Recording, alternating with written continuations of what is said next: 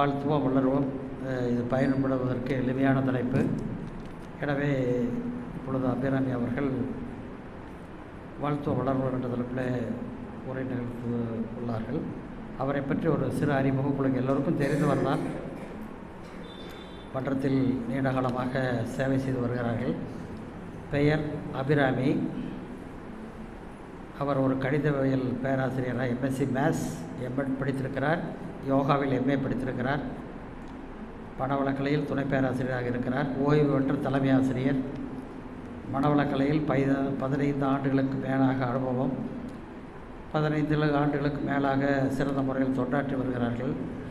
நமது மன்ற அரங்காவலர். விசன் கல்வி yoga for human excellence vision கல்வியில் துணைத் தலைவர். மேலும் கல்லூரி, பள்ளி மற்றும் மன்றங்களிலே மனவள பயிற்சிகளை சிறந்த முறையில் நடத்தி வருகிறார்கள். அகத்தாய்வு மற்றும் சிந்தனை விருதை சிறப்பாக அளிக்க வல்லவர். அம்மா அவர்கள் இன்று நம்மை சிந்திக்க வைக்க இருக்கும் தலைப்பு வாழ்த்துவோம் வளர்வோம் என்ற தலைப்பு. இது நல்ல தலைப்பு. மிக சிறந்த கருத்துக்களை எளிய முறையில் உங்கள் அனைவருக்கும் புரியும் வகையிலே சிறப்பாக நடத்துள்ளார்கள். பொதுவாக இதுபோல் நாம் எத்தனை புத்தகத்தை படித்தாலும் ஒரு சொற்பொழிவில் இருந்து வருகின்ற அனுபவ முறை தான் நமக்கு வாழ்க்கையில் பயன்படுகின்ற பல கருத்துக்களை கொடுக்கும். பொதுவாக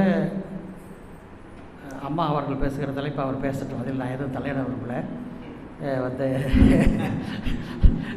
பொதுவாக மனவளக்கலை பயிற்சிக்கு வருகிற அன்பர்கள் அனைவருமே ஏதாவது ஒரு தனிப்பட்ட உடல்நல பிரச்சனை, மனநல பிரச்சனை, குடும்ப பிரச்சனை மற்றும் பல்வேறு விதமான வையகம் வாழ்க வளமுடன்.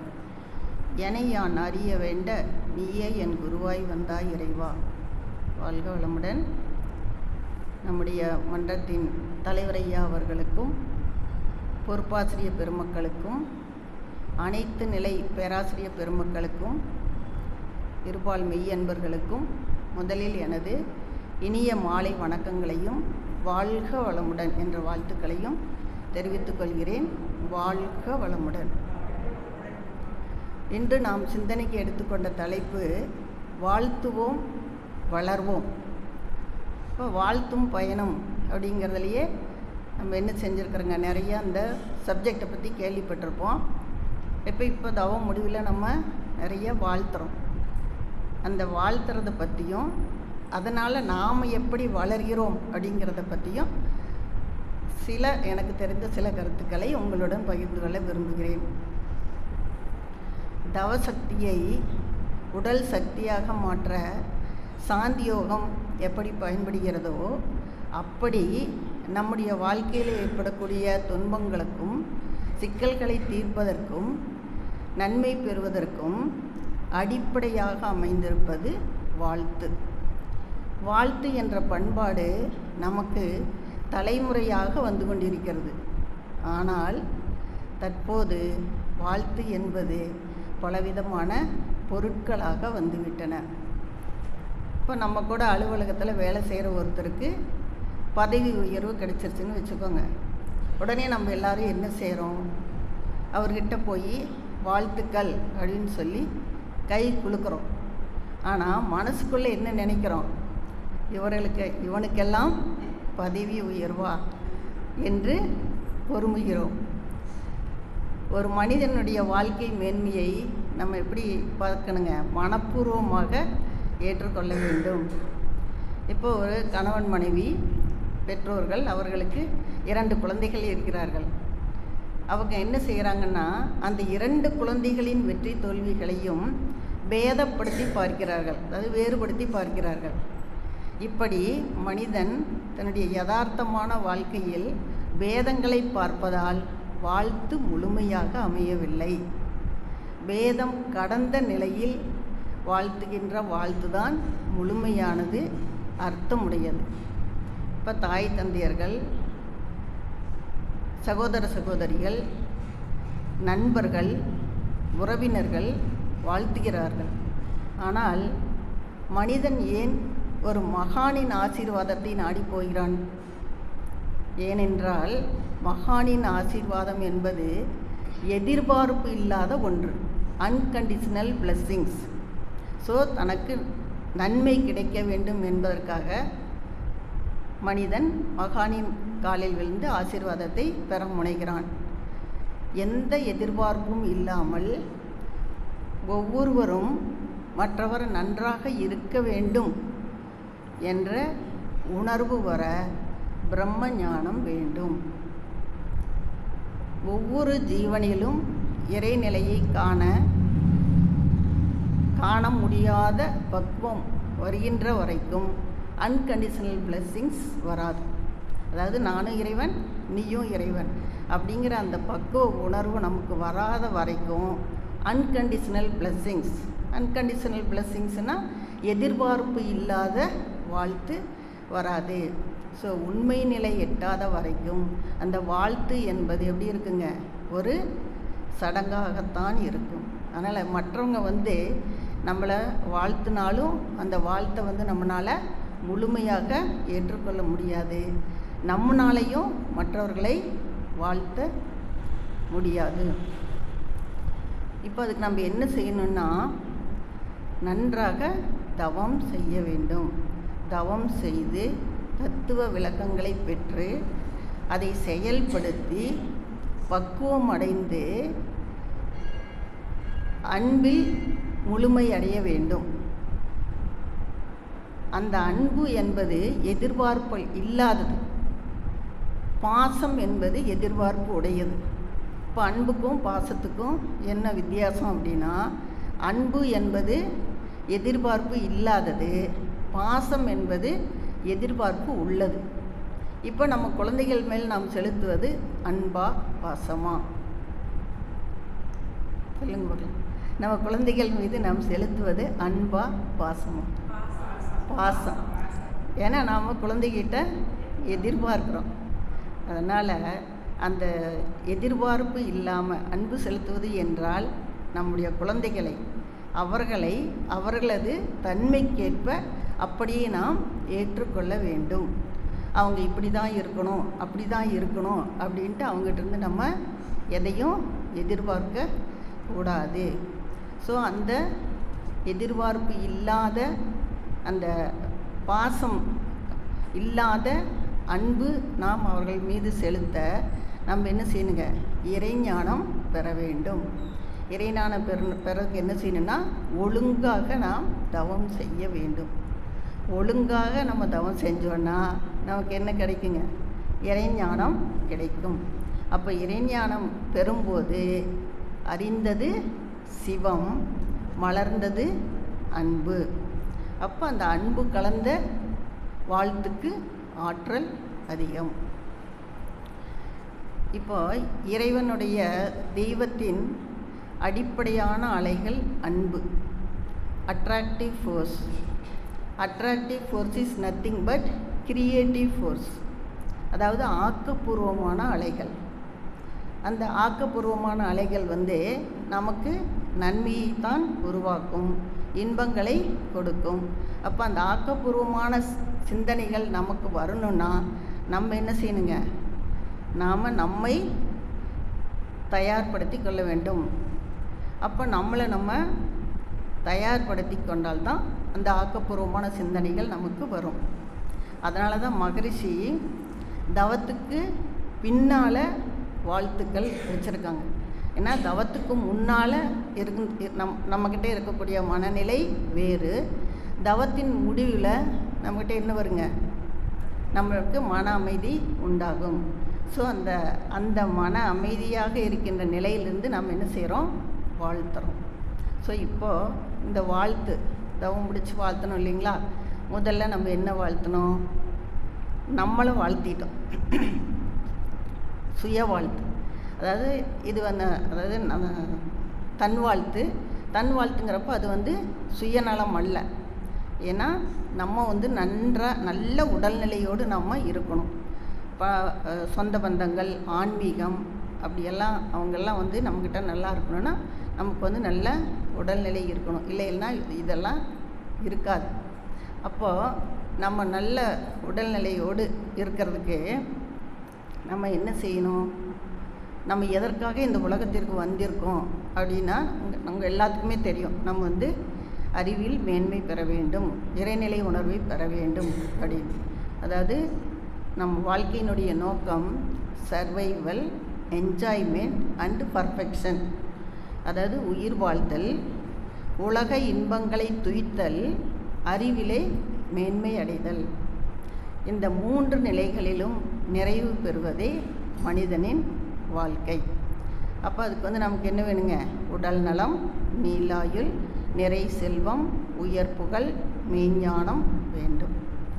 இப்போ அந்த அருட்பேராற்றல் கருணையில் தான் நம்ம இந்த உலகத்தில் வாழ்ந்துட்டுருக்கோம். அது இறைவணக்க பாடலில் நம்ம டெய்லி பாடுறோம். என்னங்க? எல்லாம் உள்ள தெய்வம் அது, எங்கும் உள்ளது நீக்கமற. ஸோ எல்லா இடங்களிலும் நீக்கமற நிறைந்திருக்கின்ற அந்த இறைவனுடைய கருணையினால் தான் நம்ம இந்த உலகத்தில் வாழ்ந்துட்டுருக்குறோம். அப்போ நமக்கு நம்ம உடம்புல நல்லதும் இருக்கும், கெட்டதும் இருக்கும். அப்போ எனக்கு நல்லதே நடக்க வேண்டும், நல்ல உடல் நலம் வேண்டும், நோய் வேண்டாம். அடுத்தது என்னங்க? நீலாயுள், நீலாயுள் வேண்டும் அப்படின்னா அகாலம் வேண்டாம். நிறை செல்வம் வேண்டும் அப்படின்னா வறுமை வேண்டாம். உயர் புகழ் வேண்டும், என்னை யாரும் தூற்றக்கூடாது. அடுத்தது மெய்ஞானம் வேண்டும், மாயை அறியாமை வேண்டாம். அப்போ இந்த 5ம் நம்மக்கிட்ட இருந்துச்சுன்னா, அதாவது உடல் நலம், நீலாயுள், நிறை செல்வம், ஐயா சொன்ன மாதிரி உடல் நலம் இல்லைன்னா தான் எல்லோரும் நம்ம என்ன செய்கிறோங்க? மண்டபத்துக்கு வரோம். இப்போ கூட என்ன எங்கள் டீச்சர்ஸ் எல்லாம் உடல் சரியில்லை, அதனால தான் வந்தோம் அப்படிங்கிறாங்க. அப்போ இந்த உடல் நலம், நீலாயுள், நிறை செல்வம், உயர் புகழ், மெய்ஞானம், இந்த 5ம் யாருக்கு கிடைக்கிறதோ அவரே முழுமையான மனிதர். அவருடைய வாழ்க்கையே வெற்றிகரமாக இருக்கும். மற்றவங்க எல்லாத்துட்டையும் நல்ல நிறைய பணம், புகழ், அந்தஸ்து, செல்வாக்கு என்ன இருந்தாலும் அவர்கள் நிறைவானவர்கள் அல்ல. இந்த 5ம் யார் பெறுகிறார்களோ அவர்களே நிறைவானவர்கள். இப்போ நம்ம மனவளக்கலைக்கு வந்துட்டோம்.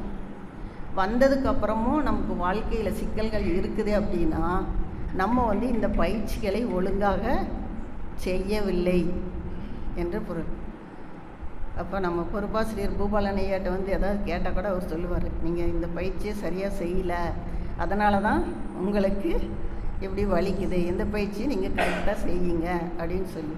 ஸோ இங்கே அந்த பயிற்சிக்கு வந்ததுக்கப்புறமும் நமக்கு வாழ்க்கையில் துன்பங்கள் வருதே, உடம்பு சரியில்லாமல் போகுது அப்படின்னா கண்டிப்பாக அதுக்கு என்ன காரணம்னா அந்த பயிற்சியை நாம் சரியாக செய்யவில்லை.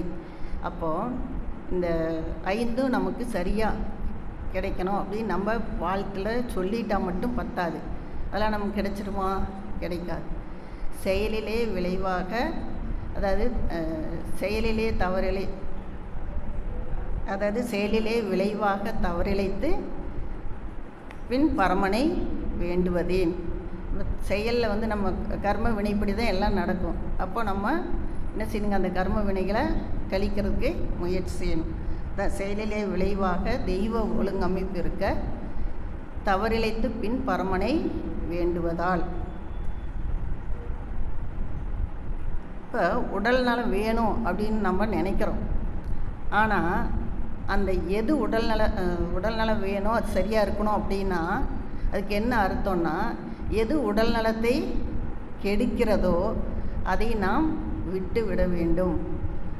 அதை கவனிக்கணும். எது உடல் நலத்தை கெடுக்கிறது, எது கெடுக்கிறது அப்படின்னு பார்த்திங்கன்னா, அளவுக்கு மீறிய உணவு, உழைப்பு, உறக்கம், புலனின்பம், எண்ணம். அதனால தான் மகரிஷி என்ன சொல்லியிருக்கிறாருங்க? 5ல் அளவு முறை. ஸோ இந்த 5 தான் நம்மளுடைய உடல் ஆரோக்கியத்திற்கு அடிப்படை. அடுத்தது நீலாயுள். இப்போ நீலாயுள் அப்படின்னா நான் ஏற்கனவே சொன்னேன், நமக்கு நீண்ட ஆயுளோட இருக்கணும். நமக்கு அகாலம் வேண்டாம் அப்படின்னா நம்ம என்ன செய்யணுங்க? அகாலம் இல்லாமல் நீலாயுளோடு இருக்கணும்னா நம்ம அந்த ஏற்கனவே சொன்னோம் இல்லைங்களா, சர்வைவல், என்ஜாய்மெண்ட் அண்ட் பர்ஃபெக்ஷன், அது 3 நிறைவடைகிற வரைக்கும் நம்ம இந்த உலகத்தில் வாழணும். அதாவது பக்குவம் இல்லாத சில ஆண்மக்கள் என்ன செய்கிறாங்கன்னா வான்காந்த களத்தை கலங்கப்படுத்திடுறாங்க. அப்போது அப்படி கலங்கப்பட்ட வான்காந்த களம் இந்த பூமியிலே வாழ்கின்ற மக்களுக்கு துன்பத்தை தருகின்றன. அதைத்தான் நம்ம இப்போ பார்த்துட்ருக்குறோம். அதை நான் சொல்ல வேண்டியதில்லை. கொரோனா அந்த மாதிரியான நிறைய காய்ச்சல் எல்லாம் வருது. இதுக்கெல்லாம் என்ன காரணம்னா, அந்த சில ஆன்மாக்கள் அந்த வான்காந்த களத்தை கலங்கப்படுத்துறதுனால தான் அந்த துன்பத்தை நாம் இப்போது அனுபவித்து கொண்டிருக்கிறோம். அடுத்தது நிறை செல்வம். நிறை செல்வம் அப்படின்னா நம்ம பெரிய பணக்காரரா, கோடீஸ்வரரா, லட்சாதிபதியா, கோடீஸ்வரரா, பில்லியனரா, மில்லியனரா வாழணும் அப்படின்னு அர்த்தமா அப்படின்னா அப்படியெல்லாம் இல்லை. அதாவது பற்றாக்குறை வேண்டாம். நமக்கு நம்முடைய குடும்ப தேவைகளை நிறைவு செய்து கொள்ளக்கூடிய அளவுக்கு நம்முடைய வரவு செலவு சரியாக இருந்தால் போதும். அதுவே நமக்கு போதுமான செல்வம், நிறை செல்வம். அதாவது கடன் வாங்குற அளவுக்கு நமக்கு ஆசை இருக்கக்கூடாது. கடன் கொடுக்குற அளவுக்கு நம்மக்கிட்ட காசு இருக்கக்கூடாது. இது ரெண்டுமே இருந்தால் சிக்கல் தான். அடுத்தது உயர் புகழ். கடைதனில் தூங்கியவன் முதல் இழந்தான், கடமையில் தூங்கியவன் புகழ் இழந்தான் அப்படின்னு சொல்லுவாங்க. கடையில் தூங்குறவன் அவனுடைய முதலை இழந்துருவான், கடமையில் தூங்கியவன் புகழ் இழந்தான். அப்போ நம்முடைய கடமைகளை நாம் ஒழுங்காக கரெக்டாக செஞ்சிட்டு இருந்தோம்னா அதனால் பல பேர் நன்மை அடைவார்கள். அந்த நன்மை அடைந்தவர்கள் என்ன செய்வாங்க, இவரால் எனக்கு இந்த நன்மை கிடைத்திருக்கிறது அப்படின்னு அவங்க நினைப்பது தான் உயர் புகழ். அடுத்தது மெய்ஞானம். அது நம்மளுடைய கர்ம வினைக்கேற்ப நமக்கு நல்லது கெட்டது இரண்டுமே நடந்து கொண்டு இருக்கும். அதுக்கு நம்ம என்ன செய்யணும்னா அந்த இறையாற்றலை நம்ம வேண்டி நம்மளுடைய கர்மாக்களை இந்த பிறவியிலேயே கழிக்க நம்ம முயற்சி செய்யணும். நம்மளுடைய நல்ல பதிவுகள் இருந்ததுன்னா நமக்கு நல்லது நடக்கும், தீய பதிவுகள் இருந்தால் தீயது நடக்கும். ஸோ அதுக்கேற்ப நம்ம இந்த பிறவியிலேயே இந்த கர்மாவை கழிக்க முயற்சி செய்ய வேண்டும். அதுதான் மெய்ஞானம். அடுத்தது என்ன வாழ்த்துருங்க?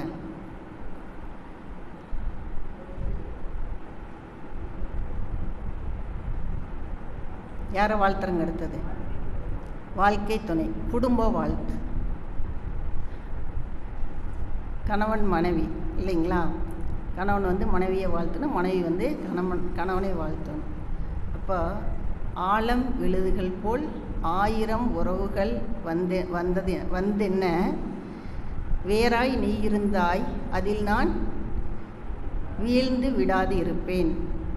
ஆழம் விழுதுகள் போல் 1000 உறவுகள் வந்தென்ன, வேறாய் நீ இருந்தால் அதில் நான் வீழ்ந்து விடாது இருப்பேன் அப்படின்னு சொல்லிட்டு ஒரு பாட்டு. அப்போது கணவன் மனைவி உறவு, அதாவது அந்த ஆணிவேர் போல் கணவன் மனைவி உறவு நிலைத்து நிற்க வேண்டும். இப்போ அந்த கணவன் மனைவி உறவு புனிதமானது, தெய்வீகமானது. இப்போ இந்த கிறித்துவத்தில் திருமணம் செய்யும்போது ஒன்று சொல்லுவாங்களாம். என்னென்னா, கிறித்துவத்தில் மணமக்களிடம் பிதா உனக்கு இவரை வாழ்க்கை துணையாக அனுப்பி ஒரு தெய்வீக பந்தத்தை ஏற்படுத்தி இருக்கிறார். இருவரும் மற்றவர் உணர்ச்சிகளையும் தேவைகளையும் மதித்து ஏற்று நிறைவு செய்ய வேண்டும். அந்த நிறைவு செய்ய வேண்டிய கடமையை பிதா உங்களிடத்தில் கொடுத்திருக்கிறார். இருவருடைய தாய் தந்தையர்களையும் இருவரும் மதித்து காக்க வேண்டும். ஒருவருடைய சகோதர சகோதரிகள் இன்னொருவருக்கும் சகோதர சகோதரிகள்.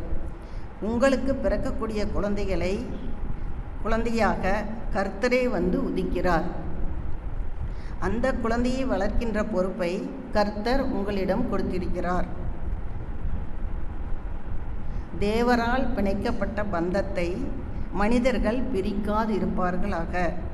இதே போன்று இங்கு வந்துள்ள அனைவரும் அவரது திருமண பந்தத்தை நினைவு கொள்வார்களாக என்று சொல்லி திருமணம் செய்து வைக்கிறார்கள். அற்புதமான அர்த்தமான சாட்சி,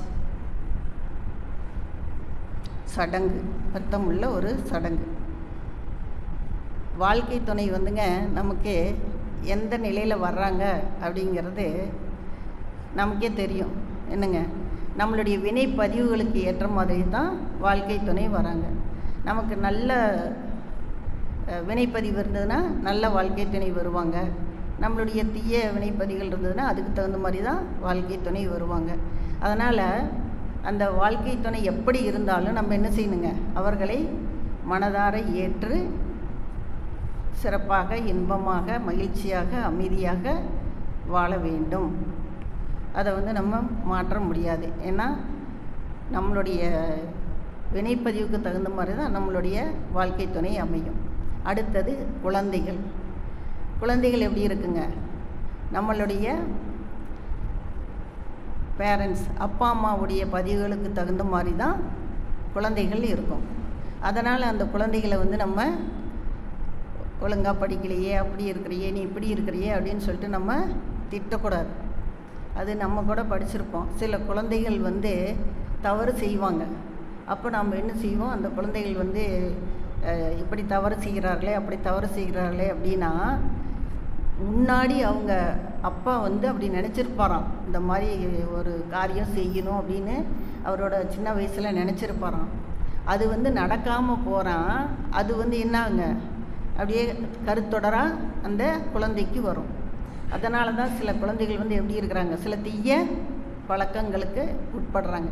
அப்போ நம்ம என்ன செய்கிறோம், அந்த குழந்தைகள் நல்லா படிக்கலை, இப்படி தீய வழியில் நடக்கிறாங்க அப்படின்னு சொன்னால் அதுக்கு காரணம் கண்டிப்பாக அந்த குழந்தைகள் அல்ல.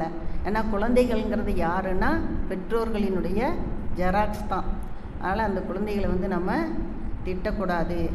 அவர்கள் நம்ம தண்டுக்கீரை போட்டால் தண்டுக்கீரை தான் வரும், தண்டுக்கீரையிலேருந்து அகத்திக்கீரை வருமா, வராது.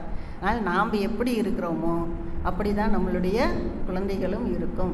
இப்போ அந்த குழந்தைகளுடைய வெற்றிகளையும் தோல்விகளையும் நாம் ஏற்றுக்கொள்ள வேண்டும். அதுக்கடுத்து பார்த்திங்கன்னா சகோதர சகோதரிகள்.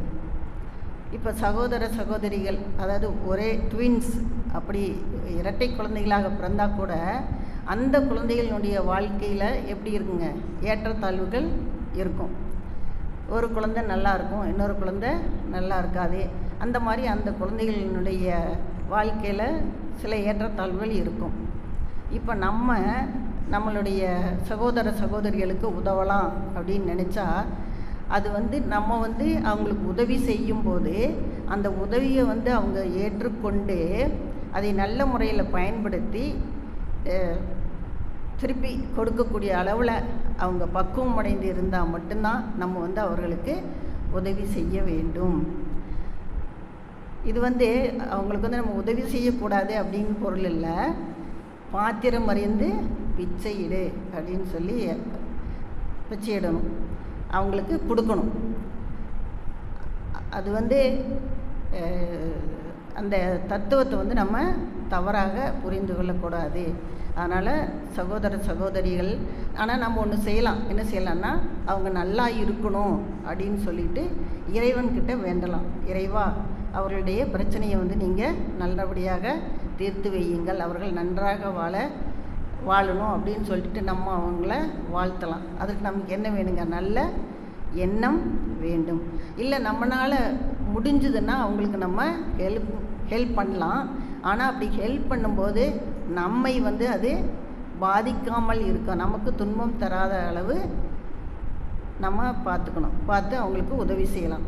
அதான் சுவாமிஜி சொல்கிறாரு என்னென்னா, ஐவகை கடமை என்னதுங்க, நம்மளுடைய குடும்பம், ஊர், நம்முடைய குடும்பம், சுற்றம், ஊர், உலகம், ஐவகை கடமைகள். ஒன்று விட்டுட்டேன்ல, அது என்னங்க, தான், குடும்பம், சுற்றம், ஊர், உலகம். இந்த ஐவகை கடமைகளை நாம் செய்யும்போது ஒன்றினால் ஒன்று கெடாமல் பார்த்து கொள்ள வேண்டும். அதனால் நம்ம அவங்களுக்கு உதவி செய்யும்போது அது நமக்கு எந்த விதமான துன்பத்தையும் தராத அளவு நாம் பார்த்து கொள்ள வேண்டும். அடுத்தது யாருங்க, உறவினர்கள், நண்பர்கள். இப்போ உறவினர்கள், இப்போ நம்ம என்ன எதிர்பார்க்குறோன்னா, உறவினர்கள்கிட்ட குற்றம் பார்ப்பின் சுற்றம் இல்லை. இப்போ நம்ம உறவினர்கள்கிட்ட என்ன எதிர்பார்க்குறோன்னா, நாம் எப்படி அவங்க எப்படி இப்படி தான் அவங்க இருக்கணும் அப்படின்னு சொல்லிட்டு நம்ம அவங்கக்கிட்ட எதிர்பார்க்குறோம். ஆனால் அப்படி இருக்க முடியுங்களா? ஒவ்வொருத்தரும் ஒவ்வொரு மாதிரி இருப்பாங்க. அதனால் நம்ம என்ன செய்யணும், அவரவரது நிலைக்கேற்ப அவர்களை நாம் ஏற்றுக்கொள்ள வேண்டும். அவருடைய குறைகளை நம்ம ஏற்றுக்கொள்ளக்கூடாது. அதனால் வள்ளுவர் சொல்கிறாரு, குணம் நாடி குற்றம் நாடி அவற்றுள் மிகை நாடி மிக்க கொளல் அப்படின்னு சொல்கிறாரு. அதனால் உறவினர்களை பொறுத்த வரைக்கும் நம்ம என்ன செய்யணுங்க, அவர்களுடைய குறைகளை எடுத்துக்கொள்ளாமல் நிறைகளை மட்டுமே பார்க்க வேண்டும். அவங்க எப்படி இருந்தாலும் அவங்களுடைய போக்கு எப்படியோ அதுக்கு தகுந்த மாதிரி நாம் அவர்களை ஏற்றுக்கொள்ள வேண்டும். அடுத்தது யாருங்க?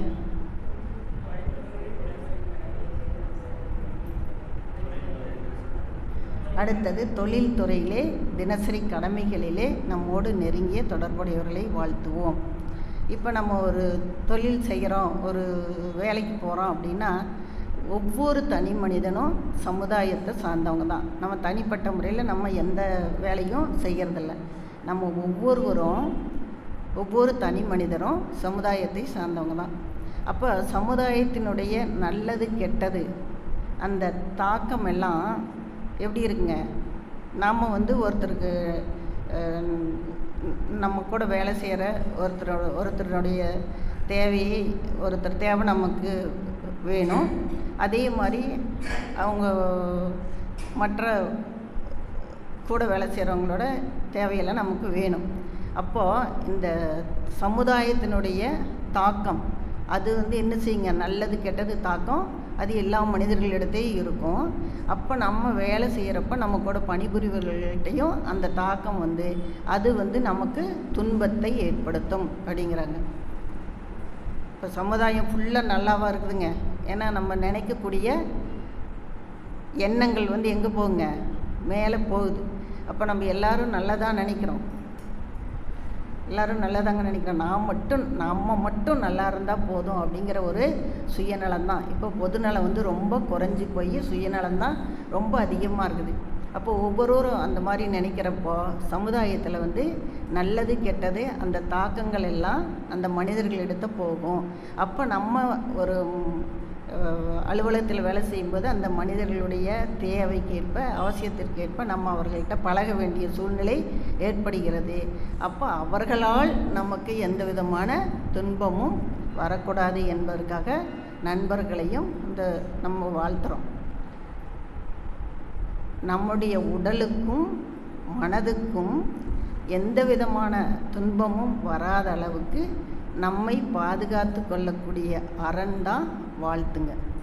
வாழ்த்து என்பது நம்முடைய உடலுக்கும் மனதுக்கும் எந்த வகையிலும் துன்பம் தராமல் பாதுகாக்கக்கூடிய அரண் அப்படின்னு சொல்லியிருக்காங்க. அடுத்தது யாருங்க? அடுத்தது பார்த்திங்கன்னா எதிரிகள் இல்லையா? இன்னல் புரிவோர் எதிரிகள் யாரேனும் இருப்பின் அவர்களும் மனம் திரும்பி நல்வாழ் பெற கணிதம். ஆனால் எல்லா மகான்களும் என்ன சொல்லியிருக்காங்கன்னா எதிரிகளை மன்னியுங்கள் அப்படின்னு சொல்லியிருக்காங்க. எதிரிகளை மன்னியுங்கள் அப்படின்னு சொல்லிட்டு. ஆனால் நம்மளுடைய மகான் மட்டும்தான் என்ன சொல்கிறாங்க, எதிரிகளையும் வாழ்த்துங்கள் அப்படின்னு சொல்கிறாரு. இயேசுபிரான் என்ன சொல்கிறாருன்னாங்க, உங்களை உதாசீனப்படுத்துபவர்களையும் உங்களுக்கு துன்பம் கொடுப்பவர்களுக்காகவும் நீங்கள் ஜபம் செய்யுங்கள். நம்ம மகரிஷி மாரியே தான் அவர் ஜபம் செய்ய சொல்கிறாரு. நம்மளுடைய குரு என்ன சொல்கிறாரு, அவர்களை அன்பும் கருணையுமாக வாழ்த்துங்கள் அப்படின்னு சொல்லிட்டு சொல்கிறார்.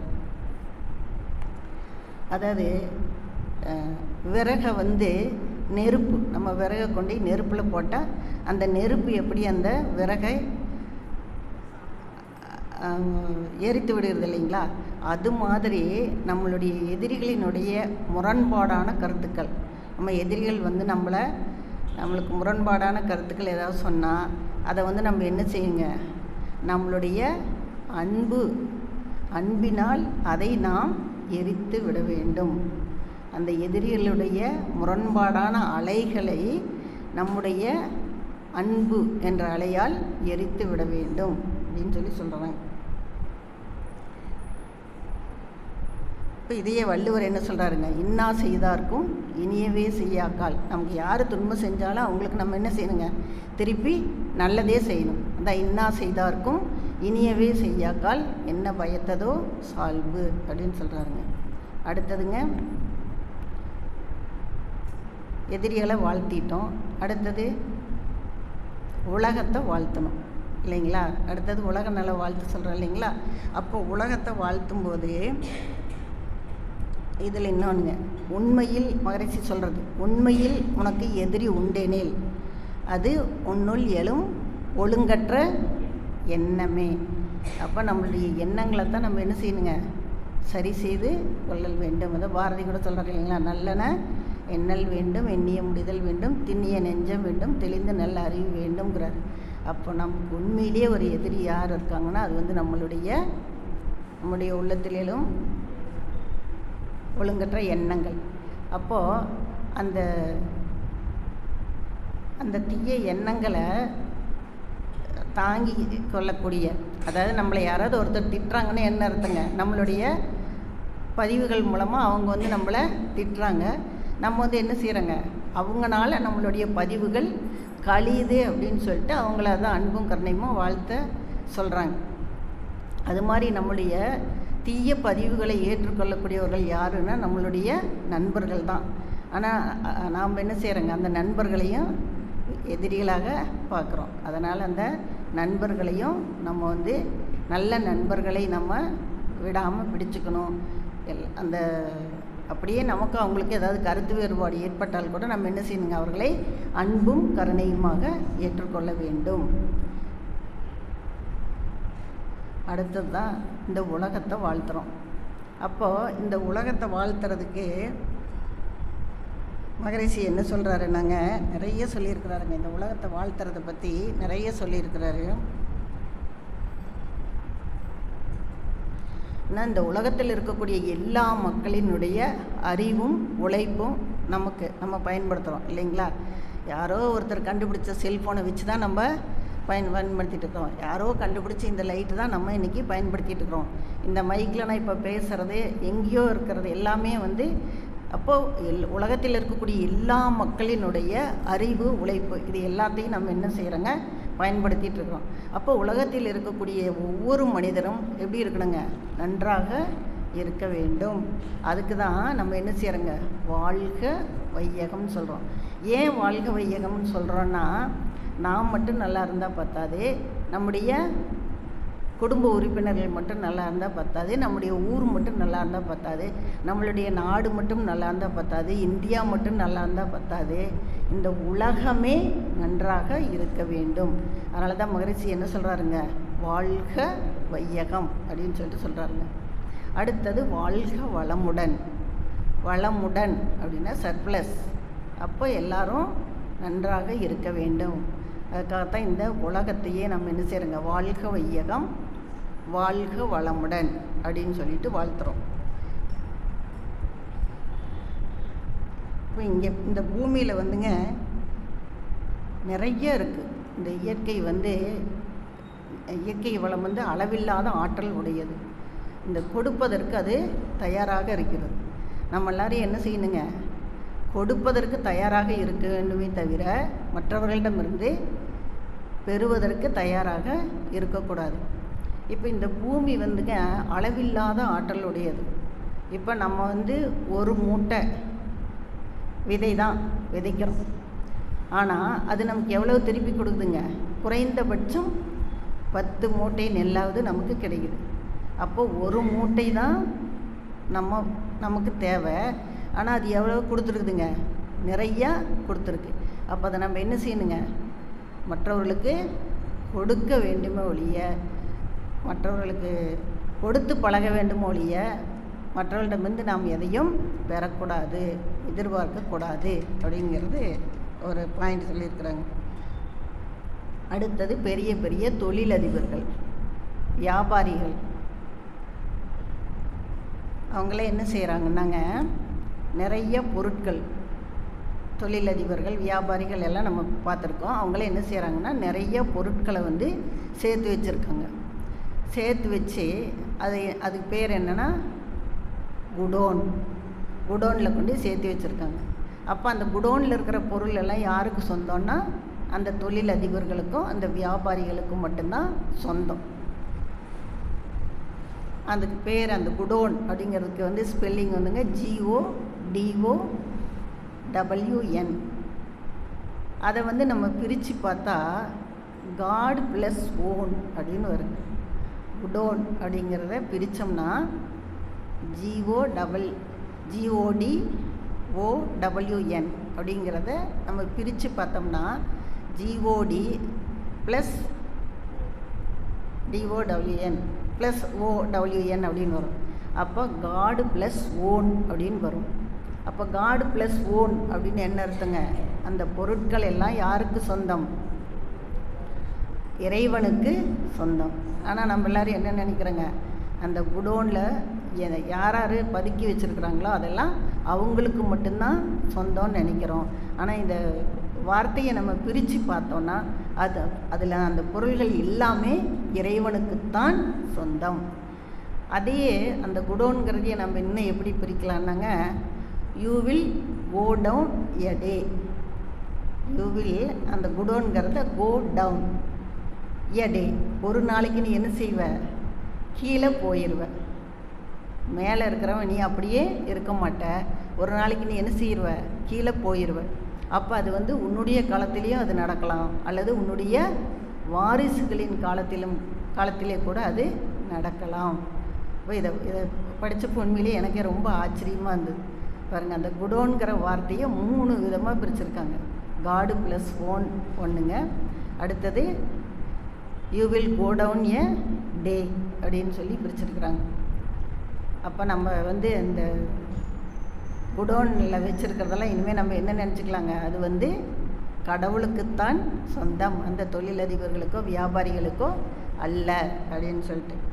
அடுத்தது பார்த்திங்கன்னா, உலகத்தில் வந்து எல்லாமே நிறைவாக இருக்க வேண்டும். அது 3 சொல்லியிருக்கிறாருங்க மகரிஷி. என்னென்னா, அரசியலில், ஆன்மீகத்தில், தொழில்துறையில் உள்ளவர்கள். அரசியலில் இருப்பவங்க, ஆன்மீகத்தில் இருப்பவங்க, தொழில்துறையில் இருப்பவர்கள். இவர்கள்லாம் எப்படி இருக்கணும்னாங்க, நல்லவர்களாக இருக்க வேண்டும், பொறுப்புடையவர்களாக இருக்க வேண்டும். அவங்க வல்லமை உடையவர்களாக இல்லாவிட்டாலும் பரவாயில்ல, எப்படி இருக்கணுங்க, அவங்கெல்லாம் நல்லவர்களாகவும் பொறுப்புடையவர்களாகவும் இருக்க வேண்டும் அப்படின்னு சொல்லி சொல்கிறாருங்க. இந்த 3 பேரும் நல்லா இருந்தாங்கன்னா மக்களுக்கு வந்து எந்த விதமான கஷ்டமும் வராது, மக்கள் எல்லாரும் சந்தோஷமாக இருப்பாங்க. பாருங்க, ஆனால் அவங்களால சமுதாயத்துக்கு ஒன்றும் பெரிய நன்மை இல்லை. ஆனால் அதுக்கு ஒரு இது சொல்லி கொட்டேஷன் மாதிரி ஒன்று பாருங்கள். கொள்ளை அடிப்பவன் வள்ளலை போல் தன்னை காட்டிக்கொள்கிறான், கோவிலை இடிப்பவன் சாமியை போல் நடிக்கின்றான், ஊழல் செய்பவன் யோகியன் போலவும் ஊரை ஏய்ப்பவன் உத்தமன் போலவும் வாழ்கின்றான். இது மாதிரி தான் அரசியல்வாதிகள், ஆன்மீகவாதிகள், தொழிலதிபர்கள், தொழில்துறையில் இருப்பவர்கள் இப்போ இருக்கிறாங்க.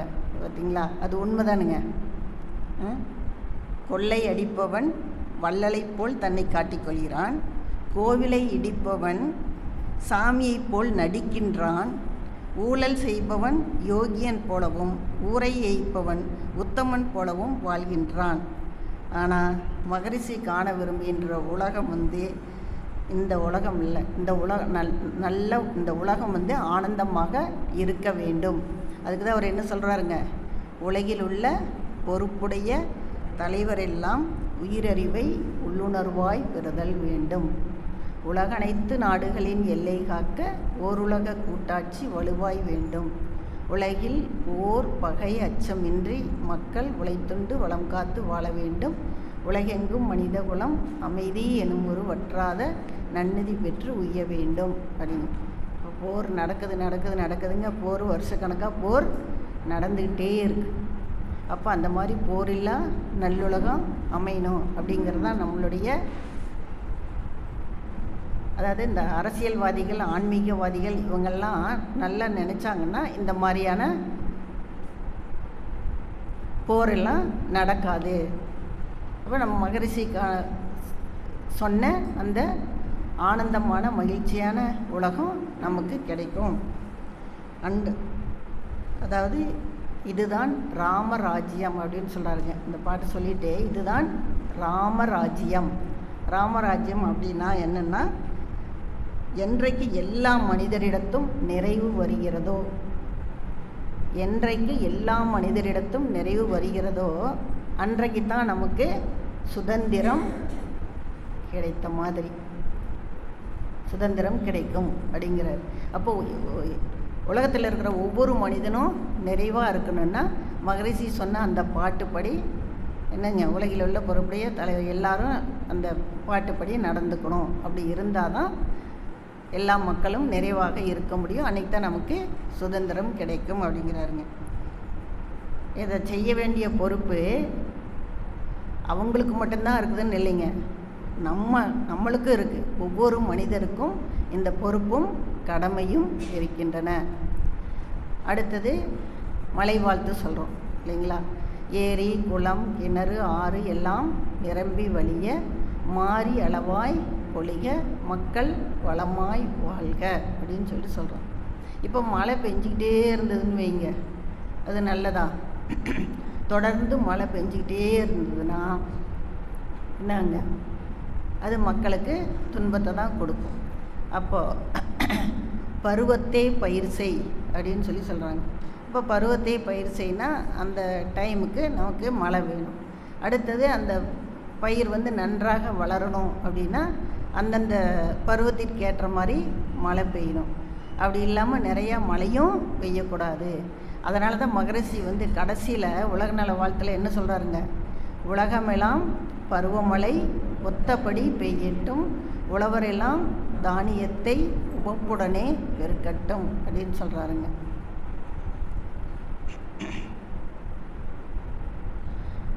அவர் சொல்கிறாரு, மகரிஷி சொல்கிறாருங்க, விவசாயிகள் தான் நாட்டினுடைய முதுகெலும்பு. ஏன்னா நமக்கு சாப்பாடு போடுறவங்களே யாருங்க, விவசாயிகள். அதனால் அவங்கள நம்ம எப்படி நடத்தணும், மதித்து நடக்க வேண்டும். விவசாயிகள் தான் நம்முடைய நாட்டினுடைய முதுகெலும்பு. உழுதுண்டு வாழ்வாரே வாழ்வார், மற்றெல்லாம் தொழுதுண்டு பின் செல்பவர் அப்படின்னு சொல்லி வள்ளுவர் சொல்கிறார். இப்போ ஆகஸ்ட் 15 அன்று நம்ம என்ன செய்கிறோங்க, கொடியேற்றி சிறப்பாக கொண்டாடிட்டு எல்லாத்துக்கும் இனிப்பு கொடுக்குறோம். அதே நாம் பொங்கல் அன்னைக்கு உழவர் சந்தைக்கு போய் அந்த விவசாயிகளுக்கு ஏதாவது இனிப்பு கொடுக்குறோமா? அதை நம்ம நினச்சி பார்க்கணும். ஏன்னா அவங்க இல்லைன்னா நமக்கு உணவு கிடைக்காது. அப்படிப்பட்ட விவசாயிகள் நம்ம என்ன செய்யணுங்க, போற்றி பாதுகாக்க வேண்டும். அவர்களுக்குரிய மரியாதையை நாம் கொடுக்க வேண்டும். அதனால் நீ அடுத்த வருஷத்துலேருந்து நம்ம என்ன செய்யலாங்க, பொங்கல் அப்போ உழவர் சந்தைக்கு போய் விவசாயிகளுக்கெல்லாம் நம்ம இனிப்பு கொடுத்து அவங்களையும் நம்ம வாழ்த்தலாம். நம்ம என்ன செய்கிறோங்க, பெரிய பெரிய கடையிலெல்லாம் போய் அவங்க என்ன விலை சொல்கிறாங்களோ அந்த விலையை கொடுத்துட்டு நமக்கு தேவையான பொருளெல்லாம் வாங்கிட்டு வந்துடுறோம். ஆனால் இந்த காய்கறி விற்பவர்கள், இந்த உழவர்கள் ஏதாவது அவங்க காட்டில் விளைஞ்சதையெல்லாம் கொண்டு வராங்கன்னு வைங்க, அவங்ககிட்டெல்லாம் நம்ம என்ன செய்கிறோங்க, பேரம் பேசுகிறோம். அவங்களுக்கு அவங்க உழைப்புக்கேற்ற ஊதியத்தை நம்ம கொடுக்கறதில்ல. அவங்கக்கிட்ட பேரம் பேசி ரொம்ப குறைத்து வாங்குகிறோம். அப்போ அவங்களுடைய உழைப்பை நம்ம மதிக்காமல் இருக்கிறப்போ நமக்கு என்ன அறிவு இருந்து நம்ம என்ன படித்து என்ன பிரயோஜனம்? ஒன்றுமே கிடையாது. அதனால் விவசாயிகளை மதிக்காத உலகம் என்றைக்குமே உருப்படாது. அதனால் அவர்களை நம்ம என்ன செய்யணுங்க, மதித்து வாழ வேண்டும் அப்படின்னு சொல்கிறார். அடுத்தது என்ன சொல்கிறாருன்னா, பல தொழில்கள் புரிகின்ற பாட்டாளி உயரட்டும் அப்படிங்கிறது. தொழிலாளர்கள் தான் அடிப்படை. அவங்க தான் நிறைய தொழிலெல்லாம் செஞ்சு எல்லா பொருளெல்லாம் ஈட்டி கொடுக்குறாங்க. ஆனால் நாம் என்ன செய்கிறோங்க, அவங்கள மதிக்கிறோமா? தொழில் செய்பவர்களை நம்ம மதிக்கிறதே கிடையாது. நம்ம என்ன செய்கிறோம், உயர்ந்தவர் தாழ்ந்திட தேவையில்லை, உள்ளதை இழந்திட சொல்லவில்லை, உழைப்பவன் உயர்ந்தால் போதும், உழைப்பாளிகளை நாம் மதிக்க வேண்டும். அவர்களுடைய உழைப்புக்கேற்ற ஊதியத்தை வந்து நம்ம கொடுக்கணும். இப்போ ஒரு பூங்காவுக்கு போகிறோம், அங்கே நிறைய செடியெல்லாம் இருக்குது, அப்படியே அழகாக மலர்கள் எல்லாம் பூத்து இருக்குது. உடனே நம்ம என்ன செய்கிறோம், அதை பார்த்தோன்னே அப்படியே ஆனந்தத்தில் அந்த பூக்களை பார்த்து ரசிக்கிறோம், எல்லாம் செய்கிறோம். ஆனால் அந்த பூக்களை உருவாக்கக்கூடிய அந்த தொழிலாளியை வந்து நம்ம என்ன செய்கிறோங்க, ரத்தம் அவன் வந்து ரொம்ப கஷ்டப்பட்டு ரத்தம் வழிய நல்ல வியர்வை சிந்த அவன் என்ன செய்கிறான், அந்த செடிகளை எல்லாம் உருவாக்குறான். வெயில் பனி பாராமல் போய் உழைத்த எல்லாம் செய்கிறான். நம்ம என்ன செய்கிறோம், அந்த மலர்களை பார்த்து ரசிக்கிறோமோ ஒழிய அதை உருவாக்கி அந்த தொழிலாளிகளை நம்ம வந்து மதிப்பதில்லை. அந்த தொழிலாளிக்கு ஏற்ற ஊதியத்தை நம்ம கொடுக்கறது இல்லை. அவங்கள வந்து நம்ம அவங்களுக்கு தகுந்த மதிப்புகளை கொடுக்கறதில்ல, அவங்க உணர்வுகளுக்கும் நம்ம மதிப்பு கொடுப்பதில்லை அப்படின்னு சொல்கிறாங்க. அடுத்ததுங்க, தாவரங்கள், தொழிலாளர்கள், பெண்கள். தாவரங்கள், தொழிலாளர்கள், பெண்கள், இவங்க 3 பேரையும் நம்ம என்ன செய்யணுங்க, இவங்க 3 பேரும் மதிப்பிற்குரியவர்கள், வணக்கத்திற்குரியவர்கள். அதனால் இவங்க 3 பேரையும் நம்ம மதித்து வாழ வேண்டும். இப்போ கடைசியில் மகரிஷி அந்த பாட்டை முடிக்கிறாரு. பகுத்துணர்வில் தொகுத்துணர்வு பண்பாட்டை உயர்த்தட்டும். அப்புறங்க, கலகங்கள் போட்டி பகை கடந்தாட்சி நடக்கட்டும், கல்லாமை கடன் வறுமை களங்கங்கள் மறையட்டும், நலவாழ்வை அளிக்கும் மெய் ஞான ஒளி வீசட்டும் அப்படின்னு சொல்லி அந்த பாட்டை முடிக்கிறார். இவை எல்லாமே இந்த உலகத்துக்கு தேவையான நன்மைகள்.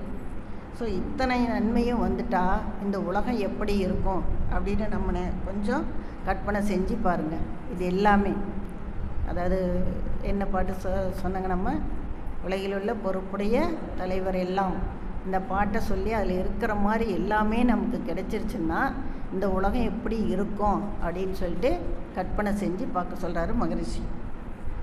இப்போது மகரிஷி வந்து நமக்கு நல்ல எளிமையான தத்துவங்களை கொடுத்து பாமர மக்களும் அதை புரிஞ்சுக்கிற மாதிரி அந்த தத்துவங்களை எல்லாம் கொடுத்து என்ன செய்யணுங்கிறாரு, நல்லா நம்ம ஐயா சொன்ன மாதிரி நல்ல உடற்பயிற்சி செஞ்சால் நம்ம உடல் நல்லாயிருக்கும், நல்ல தவம் செய்யணுங்கிறார்.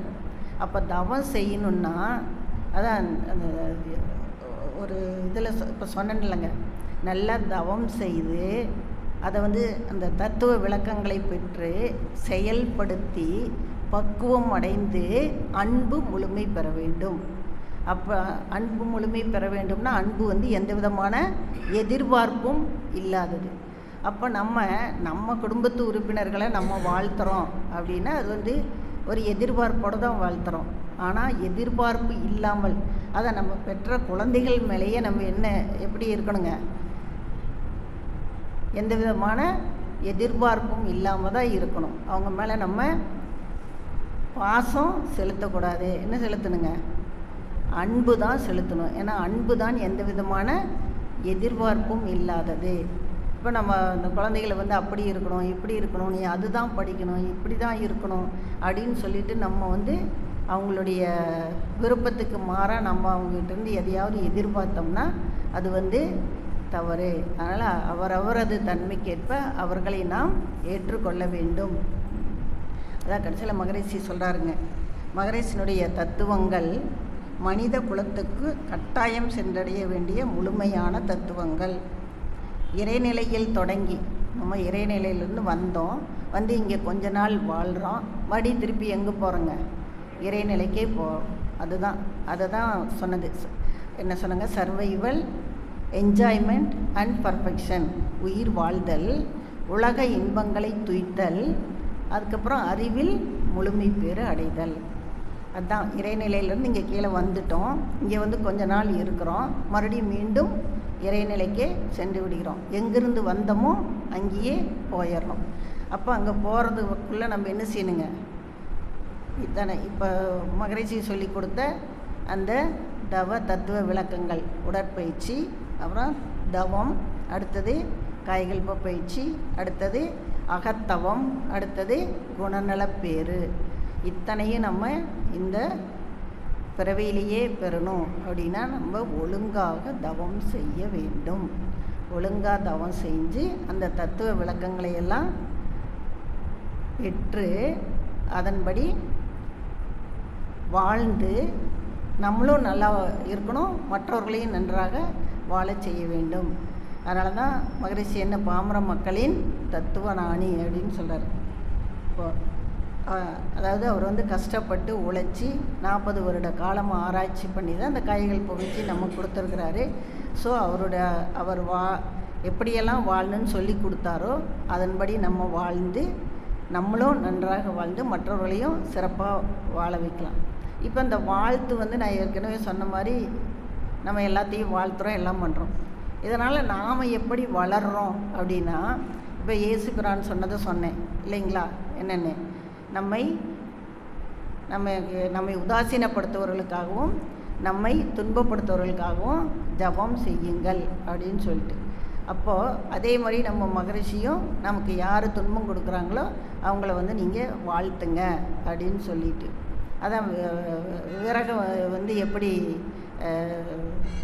நெருப்பில் எரிஞ்சு போதோ அது மாதிரி நமக்கு துன்பம் செய்யக்கூடியவர்களை, முரண்பாடான கருத்து உடையவர்களை நம்மளுடைய அன்பு என்ற அலையினால் அந்த முரண்பாடான கருத்துக்களை எரித்து விட வேண்டும். ஸோ இந்த மாதிரி செய்யும்போது நம்ம என்ன செய்கிறோம், வாழ்த்துறது எப்பவும் போல் நம்ம செய்கிறோம். ஆனால் நாம் எப்படி வளர்கிறோம், இப்படியா மற்றவங்களையெல்லாம் எந்த விதமான எதிர்பார்ப்பும் இல்லாமல் நாம் மற்றவர்களை வாழ்த்தும் போது தான் நாம் வளர்கிறோம். இப்போ எதிர்பார்ப்போடு நம்ம மற்றவங்கள வாழ்த்தினோன்னா அது சும்மா அது ஒரு சடங்காகத்தான் இருக்கும். நான் அதை ஏற்கனவே சொன்னேன் இல்லைங்களா, தவம் நல்லா ஒழுங்காக தவம் செஞ்சு இறைஞானம் பெறணும். இறைஞானம் பெறும்போது அறிந்தது சிவம், மலர்ந்தது அன்பு. ஸோ அந்த அன்பு கலந்த வாழ்த்துக்கு தான் ஆற்றல் அதிகம். அதனால் நம்ம என்ன செய்யணும், நன்றாக தவம் செய்து அவருடைய தத்துவ விளக்கங்களை எல்லாம் பின்பற்றி நம்ம பக்குவம் அடைந்து அன்பில் முழுமை அடைய வேண்டும். அப்போது நம்மளும் நல்லா இருக்கணும், மற்றவர்களும் நம்ம வாழ்த்துறதுனால அவங்களும் நல்லா இருப்பாங்க. இந்த தத்துவ விளக்கத்தை புரிஞ்சு நம்ம வாழ்த்துறதுனால நாமும் வளர்வோம், அவர்களும் வாழ்வாங்க. கடைசியில் மகரிஷி சொல்கிறாரு, அருள் தந்தையின் உழைப்பு, அவர்கள் வகுத்த வாழ்க்கை நெறிகள், கொடுத்த எளிய முறை வாழ்க்கை தத்துவங்கள் எல்லாம் ஒவ்வொரு பாமரனையும் தட்டி எழுப்பி புரிந்து கொள்ள வைத்து அவனை அஞ்ஞான இருளிலிருந்து மீட்டு உண்மையான இறைத்தன்மையை புரிந்து கொண்டு இந்த வாழ்க்கையை நந்தவனமாக்கி வாழச் செய்யும் ஒரு அற்புதமான வரப்பிரசாதம். இந்த வகையில் மகரிஷி அவர்கள் வகுத்து வடிவமைத்து கொடுத்த வாழ்க்கை நெறியை பின்பற்றி அவர் அளித்த இந்த எளிமையான வாழ்க்கை தத்துவங்களை புரிந்து கொண்டு கடைப்பிடித்து நம் வாழ்க்கையையும் செம்மைப்படுத்தி வாழ்வின் நோக்கத்தை நிறைவு செய்வோம். நம்மோடு வாழ்கின்ற சக மக்களுக்கும் நாம் ஒரு எடுத்துக்காட்டாக அமைவோம். ஸோ நாமளும் வாழ்ந்து மற்றவர்களுக்கும் நம்ம ஒரு எடுத்துக்காட்டாக வாழணும். ஸோ இந்த அளவில் என்னுடைய உரையை நிறைவு செய்து கொள்கிறேன். இவ்வளவு நேரம் பொறுமையாக கேட்டுக்கொண்டிருந்த உங்கள் அனைவருக்கும் மீண்டும் ஒரு முறை என்னுடைய வாழ்த்துக்களை தெரிவித்துக் கொள்கிறேன். இந்த வாய்ப்பை கொடுத்த தலைவர் ஐயா அவர்களுக்கும் பொறுப்பாசிரியர்களுக்கும் என்னுடைய மனமார்ந்த நன்றிகளையும் வாழ்த்துக்களையும் தெரிவித்துக் கொள்கிறேன். வாழ்க வளமுடன்.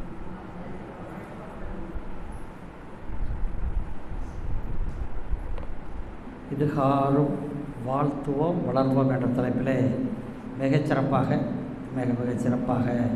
பல அரிய வேதாத்திரிய கருத்துக்களை, வாழ்வியல் வழிமுறைகளை எல்லாம் நமக்கு தொகுத்து வழங்கிய பேராசிரியரை வாழ்த்தி, கூட்டத்தில் கலந்து கொண்ட உங்களையும் வாழ்த்தி கூட்டத்தை நிறைவு செய்வோம். பேராசிரியர் அபிராணி அம்மா அவர்கள் வாழ்க வளமுடன், அவர்களது அன்பு குடும்பம் வாழ்க வளமுடன், அவர்களது அருள் தொட்டு வாழ்க வளமுடன், அவர்களது பொருளாதார மேம்பாடு வாழ்க வளமுடன். இன்று மாலை கூட்டுத்தொகுத்தில் கலந்து கொண்ட இருவாழ் மெய்யன்பர்கள் அனைவரும் வாழ்க வளமுடன், அவர்களது அன்பு குடும்பம் வாழ்க வளமுடன், அவர்களது அருள் தொண்டு வாழ்க வளமுடன், அவர்களது பொருளாதார மேம்பாடு வாழ்க வளமுடன், வாழ்க வளமுடன், வாழ்க வளமுடன். உலக நல வாழ்த்து. உலகமெல்லாம் பருவமழை ஒத்தபடி பெய்யட்டும், உழவரெல்லாம் தானியத்தை மூப்புடனே பெருக்கட்டும். பல தொழில்கள் புரிகின்ற பாட்டாளி உயரட்டும். பகுத்துணர்வில் தொகுத்துணர்வு பண்பாட்டை உயர்த்தட்டும். கழகங்கள் போட்டி பகை கடத்தாட்சி நடக்கட்டும். கள்ளமாமை கடன் வறுமை கலக்கங்கள் மறையட்டும். நல வாழ்வை அளிக்கும் மெய் ஞான ஒளி வீசட்டும். நம் கடமை அறவாழ்வில் நாட்டத்தே சிறக்கட்டும். நம் கடமை அறவாழ்வில் நாட்டத்தே சிறக்கட்டும். நம் கடமை அறவாழ்வில் நாட்டத்தே சிறக்கட்டும். வாழ்க வையகம், வாழ்க வையகம், வாழ்க வளமுடன். அமைதி.